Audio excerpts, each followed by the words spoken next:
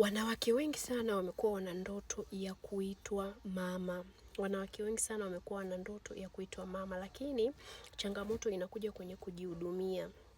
Wanawake wengi sana wamekuwa na uvivu wa kujihudumia. Yaani kuna mwanamke anahudumia zaidi ngozi yake kuliko afya yake ya uzazi. Kuna mwanamke anahudumia zaidi tumbo lake mlo kuliko kuhudumia afya yake ya uzazi. Sasa wanawake wengi wanapitia changamoto aidha ni kubwa sana au ni ndogo, ambayo endapo atachukua hatua inaweza ikampelekea yeye kuweza kupata ujauzito na kuweza kutimiza ndoto yake ya kuweza kuitwa mama. Lakini sasa kutokana na hayo ambayo nimeelezea, basi wanawake wengi wamekuwa sio wanawake ambao wanaweza kupata ujauzito. Kama wewe ni moja kati ya wanawake ambao wanatamani kuitwa mama na hujaamua kuchukua hatua kutoka sasa, unashauriwa kwanza kuchukua hatua, aidha kwa kufanya check up, kwa kujua changamoto inayokufanya wewe usipate ujauzito ni nini, na zaidi ya yote, je, umekumbuka background yako wewe ya maisha katika mahusiano, na je, umechukua hatua yoyote ya kuweza kuhakikisha unapata tiba kwa hiyo changamoto ambayo inakusumbua wewe ya kutopata ujauzito?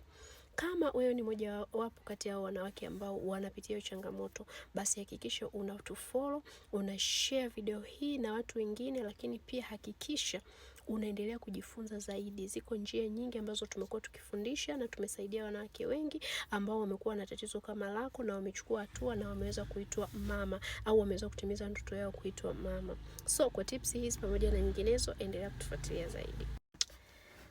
Wanawake wengi sana wamekuwa wana ndoto ya kuitwa mama. Wanawake wengi sana wamekuwa wana ndoto ya kuitwa mama, lakini changamoto inakuja kwenye kujihudumia. Wanawake wengi sana wamekuwa na uvivu wa kujihudumia. Yaani kuna mwanamke anahudumia zaidi ngozi yake kuliko afya yake ya uzazi. Kuna mwanamke anahudumia zaidi tumbo lake mlo kuliko kuhudumia afya yake ya uzazi. Sasa wanawake wengi wanapitia changamoto aidha ni kubwa sana au ni ndogo, ambayo endapo atachukua hatua inaweza ikampelekea yeye kuweza kupata ujauzito na kuweza kutimiza ndoto yake ya kuweza kuitwa mama. Lakini sasa kutokana na hayo ambayo nimeelezea, basi wanawake wengi wamekuwa sio wanawake ambao wanaweza kupata ujauzito. Kama wewe ni moja kati ya wanawake ambao wanatamani kuitwa mama na hujaamua kuchukua hatua kutoka sasa, unashauriwa kwanza kuchukua hatua, aidha kwa kufanya check up, kwa kujua changamoto inayokufanya wewe usipate ujauzito ni nini, na zaidi ya yote, je, umekumbuka background yako wewe ya maisha katika mahusiano, na je, umechukua hatua yoyote ya kuweza kuhakikisha unapata tiba kwa hiyo changamoto ambayo inakusumbua?